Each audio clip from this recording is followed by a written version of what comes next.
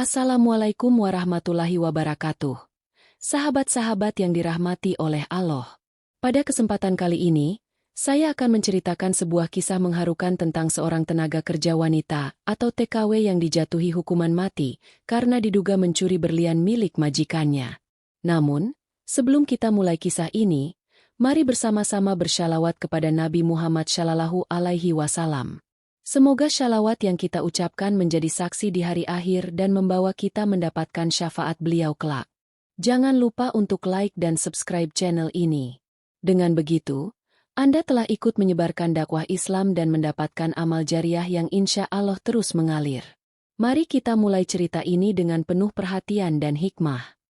Siti Nurhayati, seorang perempuan muda dari desa kecil di Jawa Tengah, mengangkat ranselnya dengan penuh harap. Keluarganya berdiri di depan pintu, melepas kepergiannya dengan doa dan air mata. Ayahnya menggenggam tangannya erat, seolah enggan melepaskan. "Kamu harus kuat di sana, Siti. Ingat, semua yang kamu lakukan ini demi kita semua," ujar ayahnya dengan suara bergetar. Siti hanya mengangguk, menahan tangis. Ia tahu, menjadi TKW di Arab Saudi adalah satu-satunya cara untuk mengubah nasib keluarganya. Dengan utang yang menumpuk dan sawah yang tidak lagi menghasilkan, ia rela meninggalkan tanah air demi masa depan yang lebih baik. Perjalanannya dimulai dengan pelatihan singkat di agen penyalur tenaga kerja. Siti diajarkan tata cara bekerja sebagai pembantu rumah tangga, mulai dari membersihkan rumah hingga merawat anak-anak. Meskipun pelatihan itu terasa singkat dan terburu-buru, Siti tetap bersyukur mendapat kesempatan ini. Ia berjanji pada dirinya sendiri untuk bekerja keras dan tidak mengecewakan keluarganya.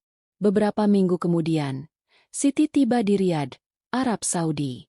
Kota itu terlihat megah dengan gedung-gedung pencakar langit yang menjulang tinggi. Ia diterima bekerja di rumah keluarga Abdul Rahman, seorang pengusaha perhiasan yang sangat kaya. Rumah itu begitu besar, dengan taman luas dan dinding marmer yang memantulkan cahaya lampu kristal. Pada hari pertama, Siti diperkenalkan kepada anggota keluarga dan tugas-tugasnya. Ia bertemu dengan istri Abdul Rahman, seorang wanita anggun yang selalu memakai perhiasan mahal. Anak-anak mereka terlihat manja, tetapi Siti tetap tersenyum dan berusaha menyenangkan hati semua orang. Di rumah itu, ada satu aturan yang tidak boleh dilanggar oleh siapapun, termasuk Siti. Abdul Rahman sendiri yang memberitahunya dengan nada tegas. "Jangan pernah mendekati ruang penyimpanan di lantai atas," katanya sambil menatap tajam ke arah Siti. "Itu tempat paling penting di rumah ini. Kalau kau melanggar, kau akan dihukum berat." Siti mengangguk patuh. Ia tidak ingin membuat masalah. Selama beberapa bulan pertama, segalanya berjalan lancar. Siti bekerja keras, membersihkan rumah dengan teliti, memasak hidangan favorit keluarga, dan merawat anak-anak mereka dengan penuh kasih sayang. Ia bahkan mulai merasa betah di rumah itu. Namun, sebuah kejadian tidak terduga mulai mengubah segalanya. Pada suatu malam, ketika Siti sedang mencuci piring di dapur, ia mendengar suara langkah kaki berat di lantai atas. Suara itu terdengar aneh, seperti seseorang yang bergerak tergesa-gesa. Rasa penasaran menyelimuti pikirannya, tetapi ia memilih untuk mengabaikannya. Keesokan paginya, suasana rumah berubah drastis. Abdul Rahman terlihat marah besar. Istrinya menangis, sementara para pelayan lain berbisik-bisik di sudut ruangan. "Bintang malam hilang," seru Abdul Rahman dengan suara menggelegar. Semua orang terdiam. Siti tidak tahu apa yang sedang terjadi, tetapi ia merasakan firasat buruk menghampirinya. Siti berdiri mematung di pojok dapur ketika suara kemarahan Abdul Rahman menggema di seluruh rumah. Semua pelayan, termasuk Siti, dikumpulkan di ruang tengah. Tatapan tajam Abdul Rahman mengarah pada mereka satu persatu, seolah menunggu ada yang mengaku. "Bintang malam hilang dari ruang penyimpanan. Siapa yang berani mencurinya?" Suaranya berat, penuh ancaman. Siti hanya menunduk.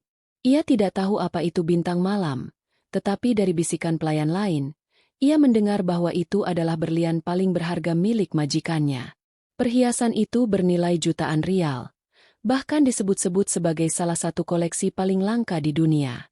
Istri Abdul Rahman berdiri di samping suaminya. Wajahnya memerah karena marah. Seseorang pasti masuk ke ruang penyimpanan malam tadi. Tidak mungkin berlian itu hilang begitu saja, katanya sambil menatap ke arah Siti. Siti merasa dadanya sesak. Ia tidak pernah masuk ruangan itu, apalagi menyentuh barang-barang di sana. Namun, tuduhan mulai mengarah kepadanya. Salah satu pelayan lain tiba-tiba berbicara dengan suara bergetar. Saya melihat Siti dekat tangga menuju lantai atas tadi malam. Mungkin dia tahu sesuatu, katanya sambil melirik takut-takut. Semua mata langsung tertuju pada Siti. Ia terkejut dan segera membela diri. Saya tidak pernah masuk ke ruang penyimpanan itu, Tuan. Saya hanya lewat untuk mengambil air di dapur. Namun, pembelaannya tidak dihiraukan. Abdul Rahman segera memerintahkan penjaga rumah untuk memeriksa kamar Siti. Beberapa saat kemudian, mereka kembali dengan sebuah kotak kecil di tangan. Di dalam kotak itu, ada sebuah cincin berlian yang ternyata juga bagian dari koleksi Abdul Rahman. Siti terpaku. Ia tidak tahu bagaimana benda itu bisa ada di kamarnya. Ia merasa seperti berada dalam mimpi buruk. Ini bukti kalau kau pencuri, seru istri Abdul Rahman sambil menunjuk Siti. Siti mencoba menjelaskan, tetapi suaranya tenggelam di tengah kemarahan mereka. Polisi datang tak lama kemudian. Siti digiring keluar rumah dengan tangan terborgol, sementara tetangga dan orang-orang di sekitar rumah menatap penuh rasa ingin tahu. Di kantor polisi, Siti diinterogasi dengan tekanan yang luar biasa. Petugas polisi berbicara cepat dalam bahasa Arab yang tidak sepenuhnya ia pahami. Ketika ia mencoba menjelaskan, mereka memotongnya dengan pertanyaan yang semakin membuatnya bingung. Kami punya bukti, kata salah satu petugas. Rekaman kamera menunjukkan seseorang yang mirip denganmu mendekati ruang penyimpanan malam itu. Siti merasa hancur. Ia tahu itu bukan dirinya. Tetapi bagaimana ia bisa membuktikannya? Tidak ada yang mau mendengar pembelaannya. Akhirnya, ia dijebloskan ke penjara sambil menunggu persidangan. Di dalam sel yang gelap dan dingin, Siti hanya bisa berdoa. Ya Allah, berikan aku kekuatan. Aku tidak bersalah, gumamnya berulang-ulang. Namun, di luar penjara, berita tentang kasus ini mulai menyebar luas. Nama Siti Nurhayati muncul di berbagai media, dan publik Indonesia mulai mengetahui bahwa salah satu warganya dituduh mencuri berlian di Arab Saudi. Di balik jeruji penjara yang dingin, hari-hari Siti dipenuhi kecemasan. Ia duduk termenung di sudut sel, memikirkan keluarganya di kampung. Bagaimana mereka akan menerima berita ini? Apakah mereka percaya bahwa ia tidak bersalah? Pertanyaan-pertanyaan itu terus menghantui pikirannya. Sementara itu, di luar, tekanan media mulai meningkat. Publik di Indonesia menuntut pemerintah untuk bertindak. Namun, proses hukum di Arab Saudi tidak mudah untuk dilawan, terutama ketika tuduhan disertai bukti yang tampaknya memberatkan Siti. Siti dipanggil ke pengadilan untuk sidang pertamanya. Ruang sidang penuh dengan tatapan dingin. Di hadapan hakim, jaksa memaparkan bukti-bukti yang dianggap memberatkan. Rekaman kamera menunjukkan sosok yang mirip Siti berjalan mendekati ruang penyimpanan berlian.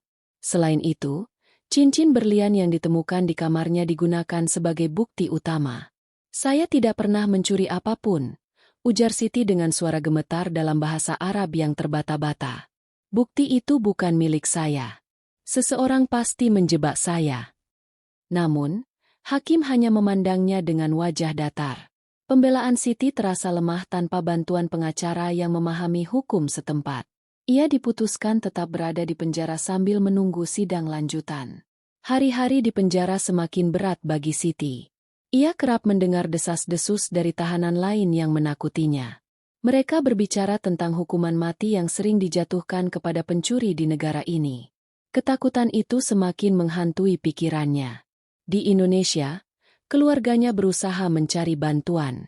Mereka mendatangi kantor pemerintah daerah, memohon agar kasus Siti diperhatikan.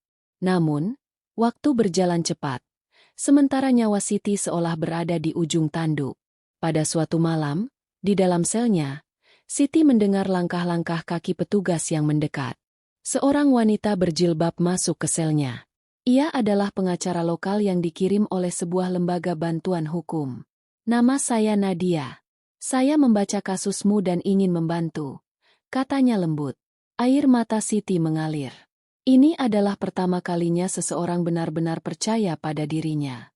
Ia menceritakan semuanya kepada Nadia, dari awal kedatangannya ke rumah Abdul Rahman hingga saat ia dituduh mencuri berlian.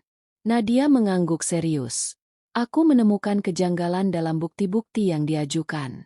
Aku yakin, ada sesuatu yang disembunyikan di balik kasus ini. Tapi kita harus bergerak cepat. Dengan hati yang mulai merasa sedikit lega, Siti memanjatkan doa malam itu. Ya Allah, jika ini ujian MU, berikanlah aku kekuatan untuk menghadapinya. Namun, waktu terus berjalan. Sidang berikutnya semakin dekat, dan tekanan dari pihak keluarga Abdul Rahman untuk segera menjatuhkan hukuman semakin besar. Apakah Nadia bisa menemukan bukti yang cukup untuk menyelamatkan Siti? Nadia bekerja tanpa lelah. Ia mempelajari setiap dokumen yang terkait dengan kasus Siti, termasuk rekaman kamera keamanan dan laporan polisi. Semakin dalam ia menyelidiki, semakin jelas baginya bahwa ada sesuatu yang tidak beres. Rekaman kamera yang menjadi bukti utama ternyata hanya menunjukkan sosok samar-samar yang mengenakan seragam pelayan seperti milik Siti. Wajahnya tidak jelas terlihat, dan gerakannya pun tampak mencurigakan, seolah dilakukan dengan sengaja untuk terekam kamera. Nadia juga mencurigai keberadaan cincin berlian yang ditemukan di kamar Siti. Ia bertanya pada dirinya sendiri, bagaimana mungkin benda semahal itu bisa ada di sana tanpa sepengetahuan Siti? Ada orang yang sengaja menjebaknya, gumam Nadia di kantornya. Ia mulai memeriksa daftar penghuni rumah Abdul Rahman, termasuk para pelayan lainnya. Salah satu nama menarik perhatiannya, yaitu Khalid, penjaga rumah yang bekerja di sana selama lebih dari 5 tahun. Khalid dikenal pendiam, tetapi ada laporan bahwa ia pernah terlibat dalam kasus pencurian kecil di rumah majikan sebelumnya. Kasus itu tidak sampai ke pengadilan karena ia dipecat tanpa tuntutan. Nadia memutuskan untuk mengunjungi rumah Abdul Rahman secara diam-diam. Ia berbicara dengan pelayan lain yang masih bekerja di sana dan berhasil mendapatkan informasi penting.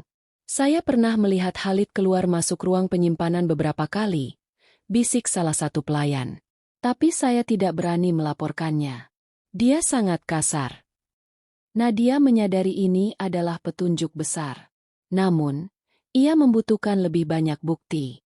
Ia kemudian meminta izin kepada hakim untuk mengakses rekaman tambahan dari kamera keamanan yang mencakup waktu-waktu sebelum dan sesudah hilangnya berlian.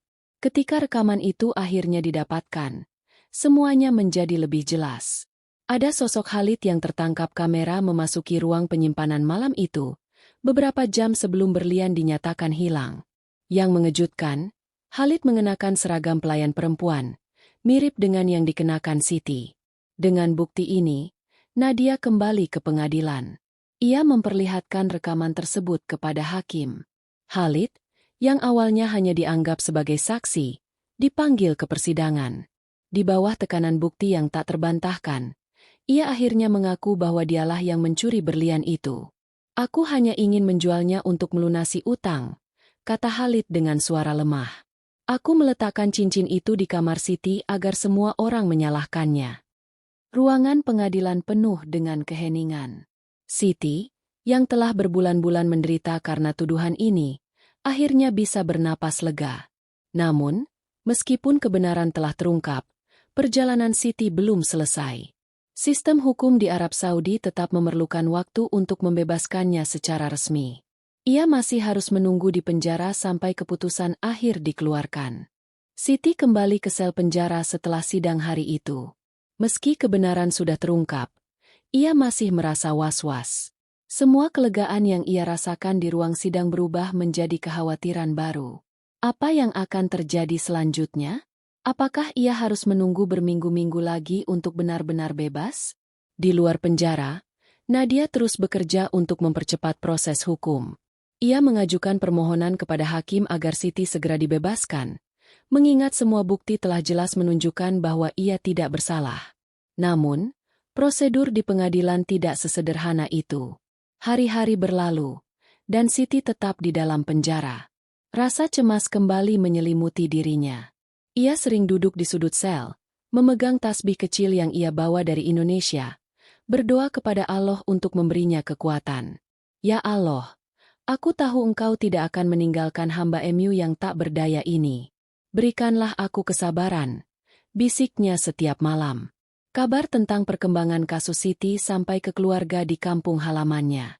Ibunya, yang selama ini hidup dalam kesedihan dan ketakutan, mulai merasa sedikit lega.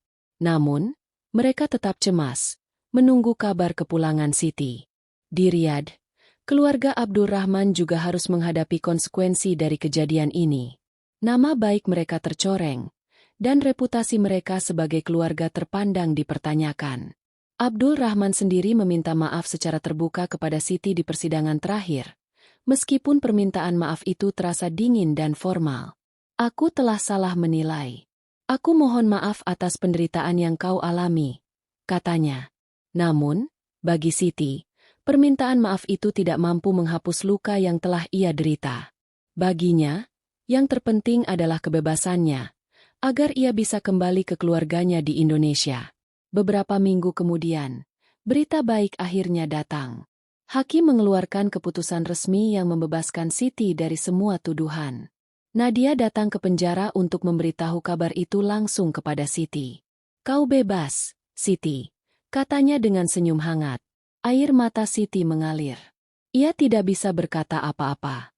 Setelah berbulan-bulan terkurung dalam ketakutan, akhirnya ia bisa menghirup udara kebebasan lagi.